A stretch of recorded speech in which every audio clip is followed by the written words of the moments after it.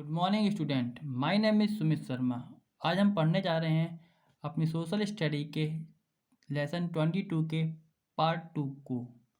पिछले पार्ट में हमने पर्यावरण के बारे में जाना था, विभिन्न प्रकार के पोल्यूशन के बारे में जाना था, इसके अलावा ग्लोबलाइजेशन के बारे में भी जाना था। अब हम देखते हैं द बेनिफिट्स ऑफ ग्लोबलाइजेशन, यानी कि वैश्वीकरण के लाभ क्या क्या हैं। तो पहला लाभ है flow of capital increase through globalisation, यानी वैश्वीकरण से जो पूंजी है उसका प्रभाव बढ़ता है। Increase in the international production, जो अंतर्राष्ट्रीय उत्पादन है उसमें वृद्धि होती है। The growth of international corporation and competition, इसके अलावा जो अंतर्राष्ट्रीय सहयोग और प्रतिस्पर्धा है इसमें भी वृद्धि होती है। तो multinational companies have vital role in globalisation, जो बहुराष्ट्रीय कंपनियां हैं उनका वैश्वीकरण में बहुत बड़ा योगदान है। The multinational companies are such company which trade in many country, बहुराष्ट्रीय कंपनियां उन कंपनियों को कहते हैं जो विभिन्न देशों में कार्य करती है।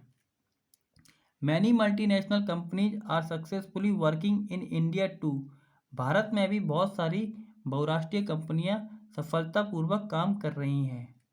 Multinational companies have set up various industry and invested capital in our country, बहुत सारी जो बहुराष्ट्रीय कंपनियां हैं उन्होंने अपने उद्योग भारत में स्थापित किए हैं और पूंजी का इन्वेस्टमेंट भी किया है।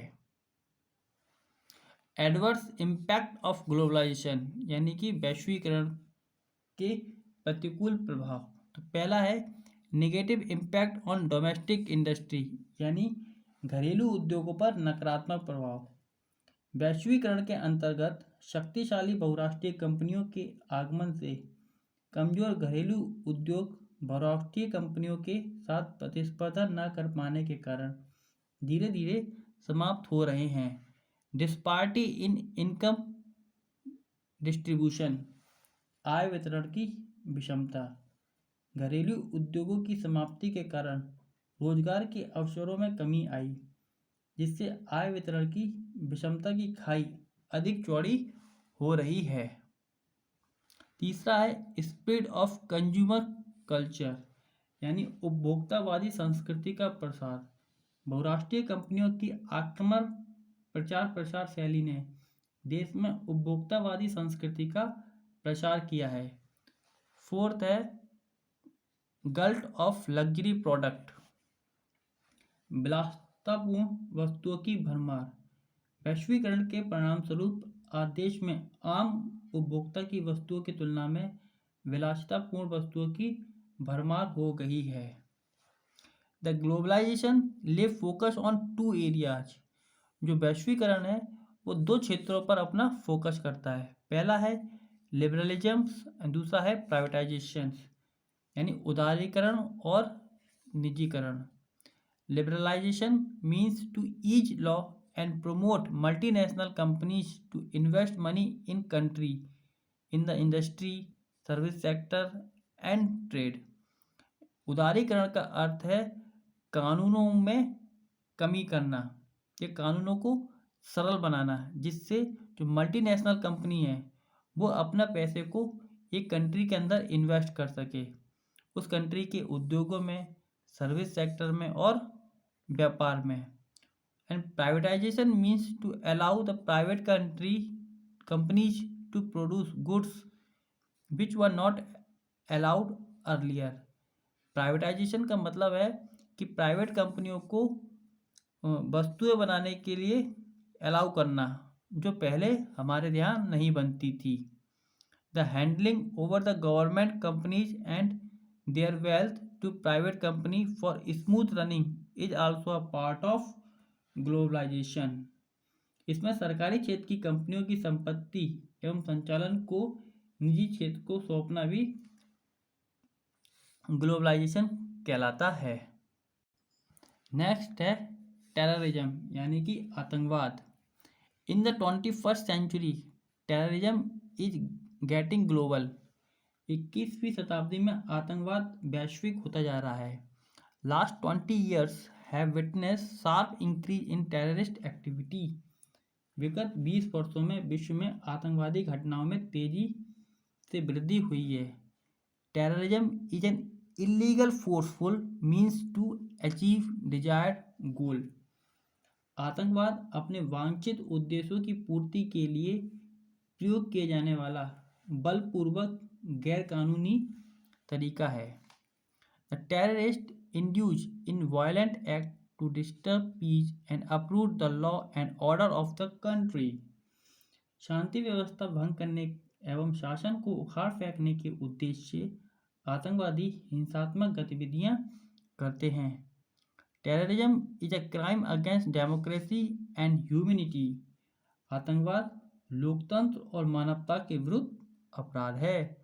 The terrorist least care about their lives and create chaos, resort to cruel means against human being and believe in bloodshed and destruction। आतंकवादी अपने जीवन की परवाह न करते हुए मानव जीवन के विरुद्ध क्रूरता का बर्ताव करते हैं तथा चारों ओर रक्तपात, विनाश एवं अराजकता पैदा करते हैं।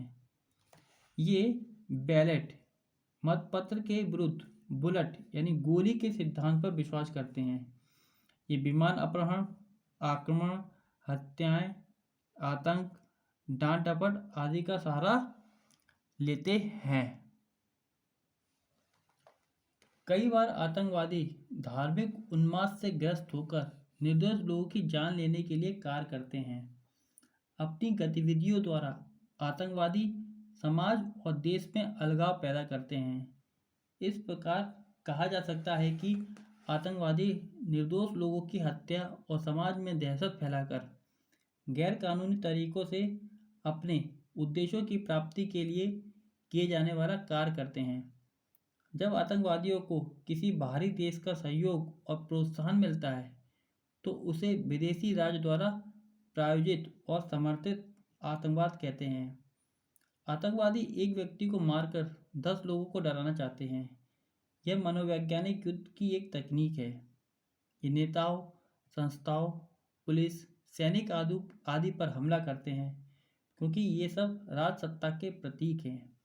वे जनता में असुरक्षा की भावना पैदा कर सरकार एवं व्यवस्था को बिखेरने का प्रयास करते हैं। आतंकवादी मजहब के नाम पर सांप्रदायिक हिंसा व घृणा फैलाते हैं।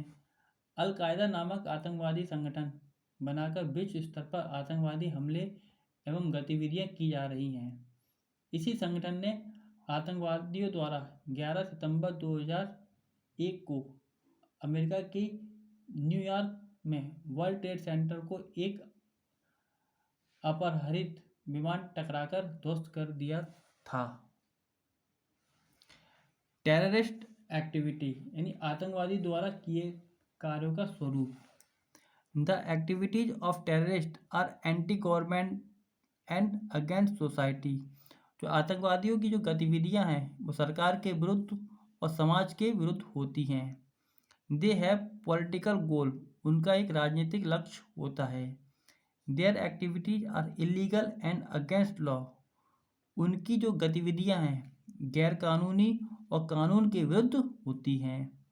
The terrorist create terror among people, जो आतंकवादी होते हैं लोगों के बीच में भय पैदा करते हैं। The terrorist resort to violent means, जो आतंकवादी होते हैं वह हिंसक तरीके से करते हैं। Terrorism kill the logical thinking, जो टेररिस्ट होते हैं वो लॉजिकल थिंकिंग है उसको ख़त्म कर देते हैं। The terrorist try to demoralise the confidence of the security forces, सुरक्षा बल के मनोबल को गिराने का प्रयास करते हैं। The terrorist use religious frenzy to fulfil their goal, आतंकवादी मजहबी उन्माद पैदा कर उसका प्रयोग अपने लिए करते हैं। They pose threat to security, peace and integrity of the nation, ये देश की सुरक्षा, शांति और अखंडता के लिए खतरा उत्पन्न करते हैं। They instigate other separatist forces in the country. देश की अन्य अलगाववादी शक्तियों को भड़काते हैं। Terrorism in India. भारत में आतंकवाद। आज विश्व के सभी देशों के लिए आतंकवाद एक प्रमुख चुनौती बन गया है। भारत भी पिछले कुछ दशकों से आतंकवादी गतिविधियों से प्रभावित रहा है। कुछ विरोधी एवं पड़ोसी देश भारत में कट्टरपंथी लोगों को आतंकवाद के लिए प्रोत्साहित करते हैं। इस तरह की आतंकवादी गतिविधियों से भारत की पंथनिरपेक्ष राष्ट्र की छवि धूमिल होती है। यह भारत की सर्वधर्म समभाव व वसुधैव कुटुंबकम के मूल्यों के भी विरुद्ध है। इससे भारत की संप्रभुता, अखंडता और लोकतंत्र को भी खतरा है। कश्मीर में पिछले कुछ दशकों से चल रहे आतंकवाद ने कश्मीरी पंडितों को कश्मीर में अपना घर कारोबार छोड़कर भारत में ही शरणार्थियों का जीवन यापन करने के लिए मजबूर कर दिया। भारत में मुंबई बम विस्फोट, अक्षरधाम मंदिर पर आतंकवादी हमला, कंधार विमान अपहरण कांड, 13 दिसंबर 2001 को भारतीय संसद पर आतंकवादी हमला आदि अनेक आतंकवादी बड़ी गतिविधियां पूर्व में घटित हो चुकी हैं। कभी कभी आतंकवादी धर्म के नाम पर भी कार्रवाई करते हैं। आतंकवाद लोगों को सामान्य जीवन अस्त व्यस्त करता है, जिसकी सामाजिक आर्थिक विकास की प्रक्रिया को रोकता है। भारत सरकार एवं जनता ने हमेशा आतंकवाद का विरोध किया है। भारत अपनी एकता और अखंडता को सुरक्षित रखने के लिए सुदृढ़ व संकल्पित है। तो आज का हमारा लेक्चर यहीं पर समाप्त होता है। आशा करते हैं कि आपको आज का लेक्चर समझ में आया होगा। God bless you. Thank you.